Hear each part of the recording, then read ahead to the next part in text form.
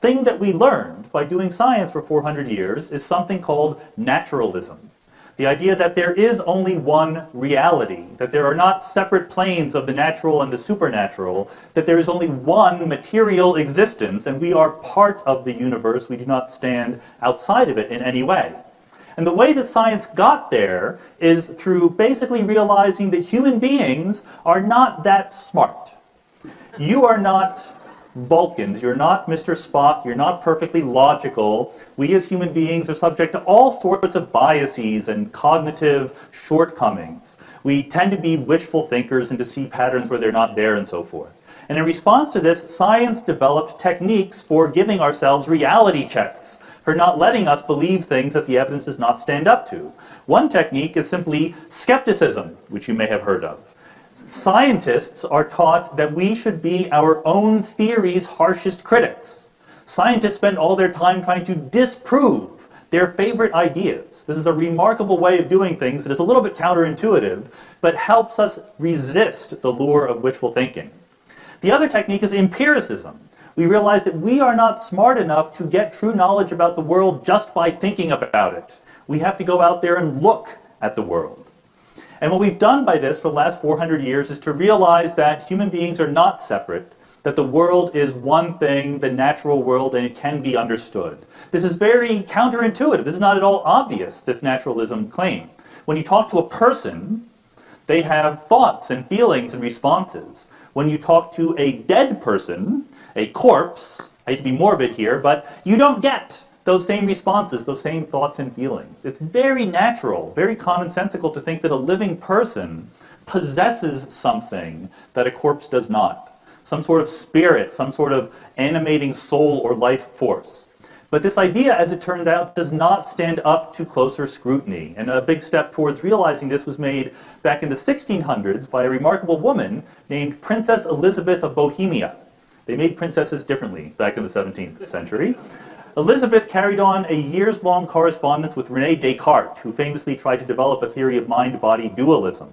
And Elizabeth said, I don't understand what you're saying, because if you really believe that the mind is in a separate realm from the body, my mind makes a choice to lift my arm, but it's my body that does it. How does the immaterial mind that you say doesn't exist at a location in space, how does it act causally on the body? How does it interact with the stuff out of which you are made?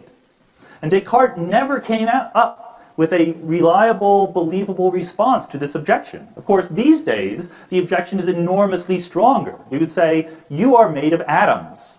You are made of cells, which are made of molecules, which are made of atoms. And as physicists, we know how atoms behave. The laws of physics governing the behavior of atoms are completely understood. You put an atom in a certain set of circumstances, if you tell me what those circumstances are, as a physicist, I will tell you what the atom will do. If you believe that the atoms that are inside your brain and your body act differently because they are in a living person than if they are in a rock or a crystal, then what you're saying is that the laws of physics are wrong, that they need to be altered because of the influence of a spirit or a soul or something like that. And that may be true. Science can't disprove that, but there is no evidence for it. And you get a much stronger explanatory framework by assuming that it's just atoms obeying the laws of physics. That kind of reasoning is a big step toward naturalism. Another big step also happened in the 1600s when Galileo came upon the idea of conservation of momentum. And you might say, why does conservation of momentum get in the way of my belief in the existence of God? But it does. Because before Galileo came along, physics was described by Aristotle. And Aristotle said something very obvious and commonsensical, that if you want something to keep moving, you need to push it. Things naturally come to rest, left to their own devices. But if you look at the world, you realize that things are moving all over the place. So Aristotle very logically eventually concluded that you need to invoke the existence of an unmoved mover, which can be identified, of course, with God. But then, of course, Galileo comes along and says, actually, the natural behavior of matter is to keep moving at a constant velocity. Motion is perfectly natural. When things stop, it's because you are acting on them through friction or air resistance or dissipation. And then Isaac Newton comes along and builds an elaborate edifice of mechanics, which explains the world beautifully in purely material principles. And it's very, very interesting. Once that happened, you realize that the prime mover argument doesn't work as well, and you can actually see a change in the theological literature of the time. Before Newton and Galileo, there was emphasis put on ideas of prime movers and first causes, arguments from cosmology and contingency and so forth. After Newton and Galileo, the argument emphasized something else, the argument from design. People would say, well, sure, you can explain the planets moving, that's easy, but all of the life forms, the marvelous diversity of life here on Earth, that had to be made by some guiding external intelligence.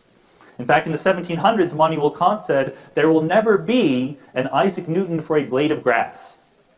Then, of course, in the 1800s, we got an Isaac Newton for a blade of grass. His name was Charles Darwin. Darwin showed how material, matter all by itself, without guidance, without purpose, without an aim, just by the natural motion of ordinary things, can lead to the marvelous diversity of organic life that we see here on Earth.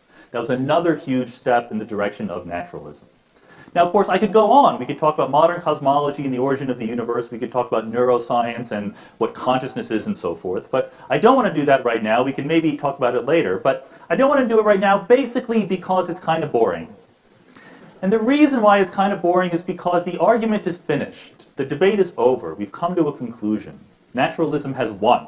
If you go to any university physics department, listen to the talks they give or the papers they write. Go to any biology department, go to any neuroscience department, any philosophy department. People whose professional job it is to explain the world, to come up with explanatory frameworks that match what we see. No one mentions God.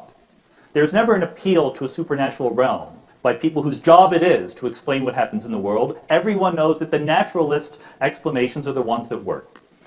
And yet, here we are. We're having a debate. Why are we having a debate? Because, clearly, religion speaks to people for reasons other than explaining what happens in the world.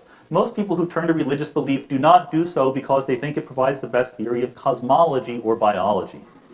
They turn to religious belief because it provides them with purpose and meaning in their lives, with a sense of right and wrong, with a community, with hope. So if we want to say that science has refuted religion, we need to say that science has something to say about those issues. And on that, I have good news and bad news for you. The bad news is that the universe does not care about you. Qua universe. The universe is made of elementary particles that don't have intelligence, don't pass judgment, do not have a sense of right and wrong. And the fear is, the existential anxiety is that if that purpose and meaningfulness is not given to me by the universe, then it cannot exist. The good news is that that fear is a mistake. That there is another option, that we create purpose and meaning in the world. If you love somebody, it is not because that love is put into you by something outside, it's because you created that from inside yourself. If you act good to somebody, it's not because you're given instructions to do so, it's because that's a choice that you made. This is a very scary world. You should be affected at a very deep level by the thought that the universe doesn't care, does not pass judgment on you. But it's also challenging and liberating that we can create lives that are worth living. And I truly believe that if we accept the universe for what it is, if we approach reality with an open mind and an open heart, then we can create lives very much worth living. Thank you.